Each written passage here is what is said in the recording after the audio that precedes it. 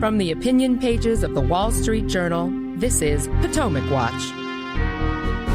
The Biden administration raises tariffs on a range of Chinese products, most prominently electric vehicles. But is this a strategic move by the U.S. or more pandering to domestic politics? Plus, President Biden agrees to 2 debates against President Trump, the first coming next month, but he also has stipulations.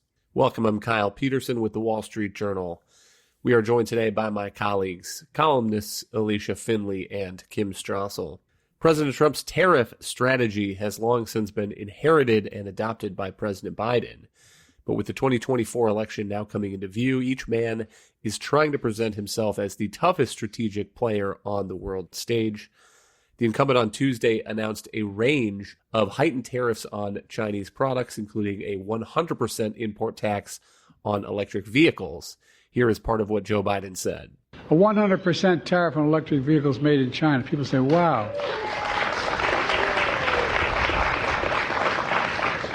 Because we're not going to let China flood our market, making it impossible for American auto manufacturers to compete fairly. We're also implementing a 25% tariff on electric vehicle batteries from China and a 25% tariff on critical minerals that make those batteries. Folks, look, I'm determined that the future of electric vehicles will be made in America by union workers. America can continue to buy, Americans, I want to make this clear, notwithstanding what the other guy's saying, can buy any kind of car they want, whether it's gas, electric, or hybrid. But we're never going to allow China to unfairly control the market for these cars, period. And here's the piece of Donald Trump responding before the trial yesterday in Manhattan. On the electric vehicles that Biden is pushing down everybody's throat, even though people don't want them, he wants to put a big tariff on China, which is a suggestion that I said, where have you been for 3.5 years? They should have done it a long time ago. But they've also got to do it on other vehicles, and they have to do it on a lot of other products, because China's eating our lunch right now. And they went away from what I was doing. They're eating our lunch, so they have to do it on much more than electric vehicles. And they have to get going fast, but it should have been done 3.5 years ago. I did it. I started. Alicia, can you give us a sense of the range of trade actions that the Biden administration is taking this week? And what do you make of its argument that this is a strategic response to China, which is more and more being viewed as a U.S. adversary and not a friendly trade partner? So the administration is invoking Section 301 of the Trade Act of 1974. And if you recall, that's the same law that Donald Trump used to impose a very wide range of tariffs on Chinese goods. And the point was to kind of cajole Beijing into changing its mercantilist behavior. And that includes try to improve its forced technology transfers, IP theft and such. That didn't really work.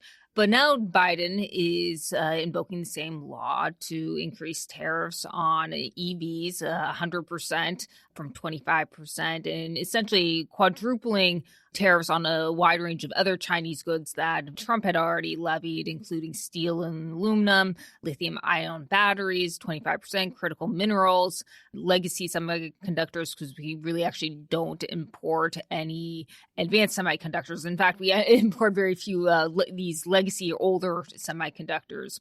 Port cranes, 25%, and medical syringes and needles, as well as personal protective equipment.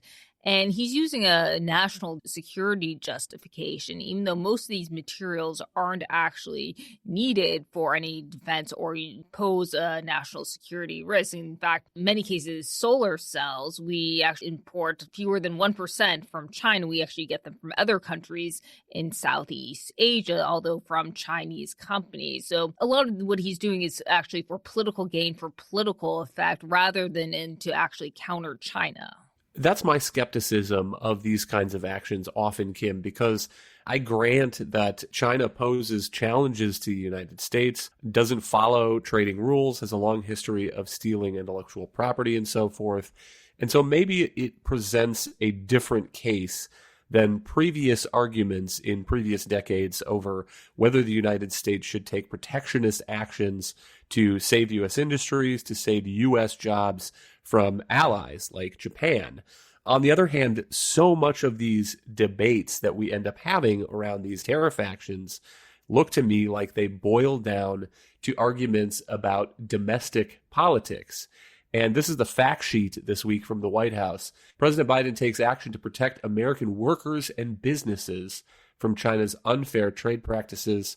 One of the things it focuses on is these increased tariffs on steel. And let me read a section of that. China's policies and subsidies for their domestic steel and aluminum industries mean high-quality, low-emissions U.S. products are undercut by artificially low-priced Chinese alternatives produced with higher emissions.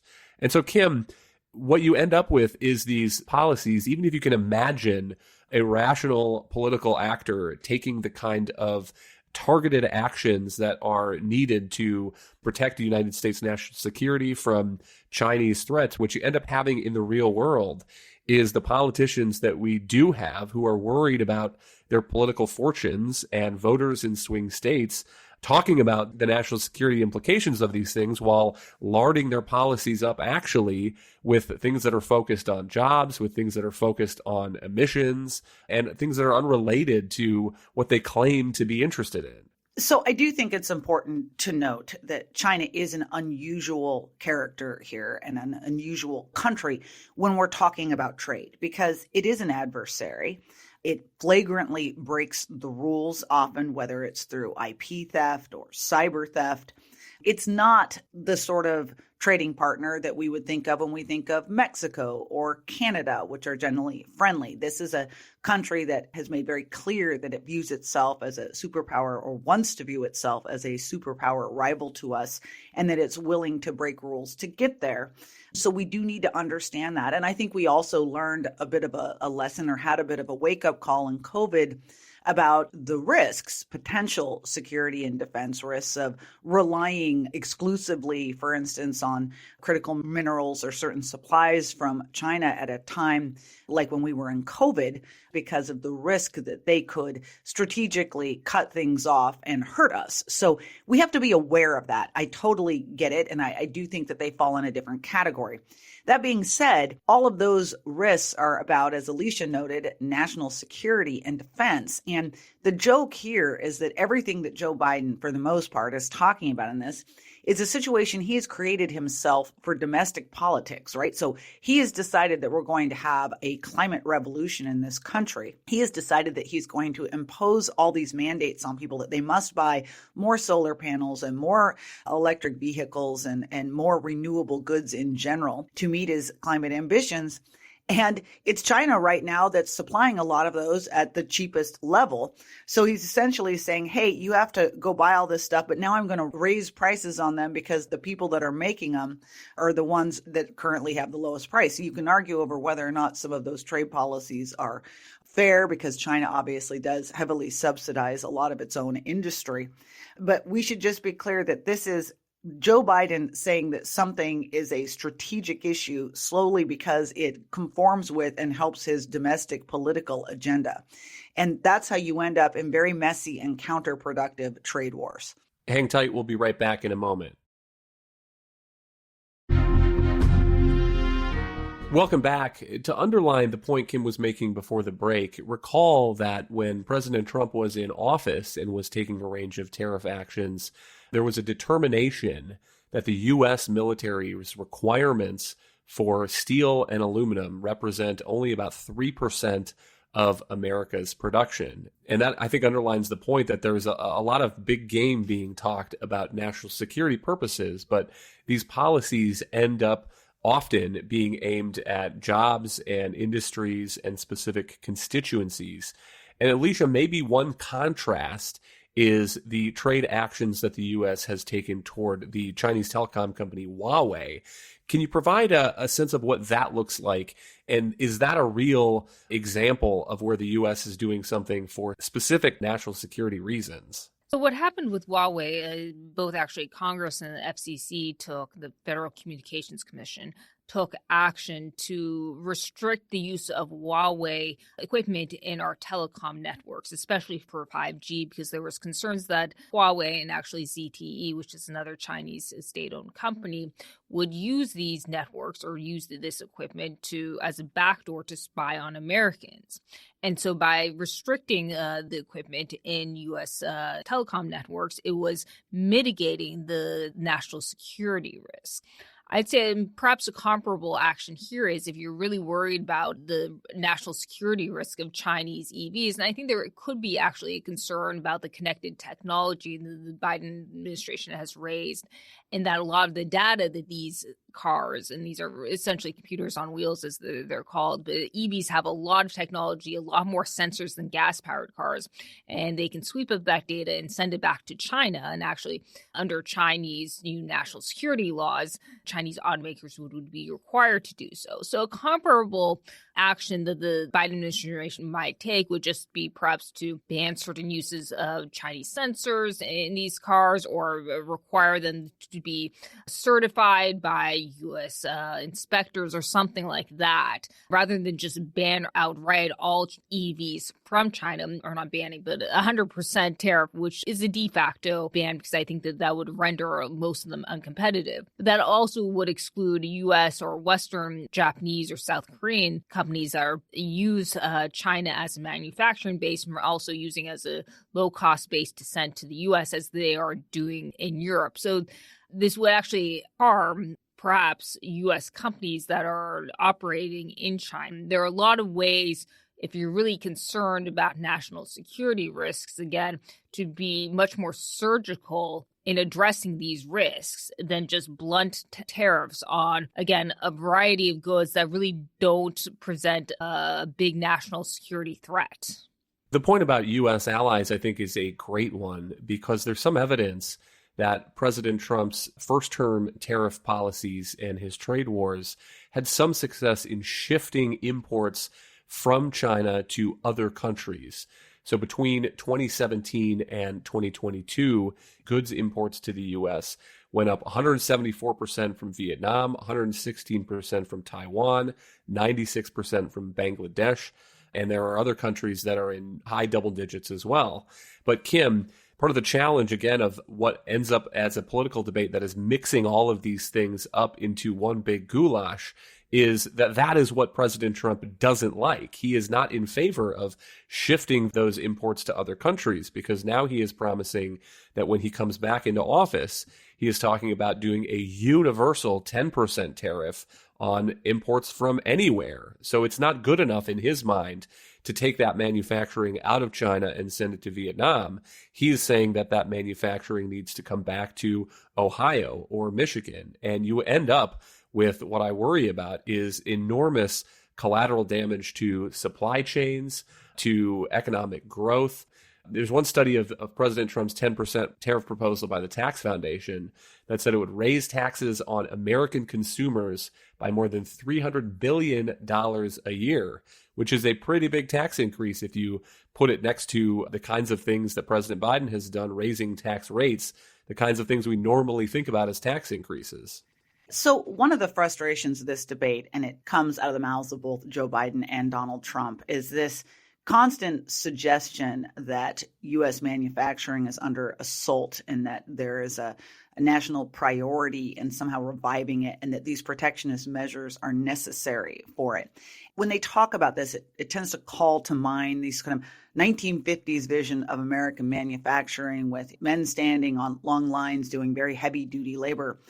We should note that while it is true that manufacturing as a portion of GDP has fallen in the United States, the economy overall has grown, and there are still a lot of manufacturing jobs. And we've also migrated to those that we do better, right? So a lot of our manufacturing these days is high-tech manufacturing. You're a lot more likely to see somebody wandering around a floor in a lab coat dealing with more sophisticated levels of manufacturing than those visions that they harken back to of the past. And of course, the reason we're doing that is because we are competitively advantaged in that area. And it makes the most sense. And it makes more sense for other countries to be doing other kinds of manufacturing based on their own economic circumstances. This is the very basis of free trade, the notion that some places do things better than others. And you can invest a lot of money in your own place and try to protect your own domestic industries, but it doesn't really help anybody in the end. So this is one of the problems with those trade wars that you're talking about, Kyle, because it tends to become escalatory. And it also detracts or deflects from what we should be caring about, is about making sure our environment is as good as possible for the people who are working here. And this is the additional irony of Joe Biden's tariffs, is that he's demanding new tariffs on Chinese goods, even as he makes it all but impossible for our domestic producers of these to get the goods they need, because he's blocking drilling projects, he's blocking mining projects, or for them to operate efficiently because of his bajillion regulations or higher taxes. You have to both care about your own efficiency and productivity in your economy, and then you have to build strong relationships with our allies, as you say, for competitive and smart imports of goods that make sense for us to be importing. One final thought on collateral damage. During President Trump's tariff wars, allies and adversaries, including China, responded on U.S. products, often U.S. products that are manufactured or produced or grown, if they're agricultural goods, in swing states. And China does not have to sit still for this latest round of U.S. tariffs either, Alicia. Here's a piece of what President Biden said during an interview on Tuesday. I don't think it'll lead to any international conflict or anything like that, but I think they'll probably try to figure out how they can raise tariffs, maybe on products that are unrelated. And so maybe it's soybeans or apples or anything else that the United States makes that is then sold to consumers in China. And so, Alicia, is there a potential here that we could be going into the first green climate change focused trade war? The potential is a lot worse than even you suggest, or even Biden suggests. The way China responded to Trump's 301 tariffs was to do, as you said, to raise tariffs on a lot of agricultural goods and try to hit Trump in farm districts and swing districts as well. What I see China doing is what it's already started to doing is retaliate against specific U.S. companies in China. For instance, it has already retaliated against the administration's export controls for semiconductors by basically cutting off or banning Intel and Micron chips from a lot of different uses in China, which has harmed, again, those U.S. companies. It also last year imposed export controls, which sharply restricted the supply of graphite that, by the way, U.S. EVs need. So China actually has a lot of leverage here beyond just imposing tariffs that could cause the West a lot more pain. And that includes, again, it could cut off active pharmaceutical ingredients that the U.S. is still reliant on, critical minerals that the Biden administration is essentially making us even more dependent on. And so it has a lot of ways to retaliate. And I imagine it's considering how best to do so without harming its own people and its own companies.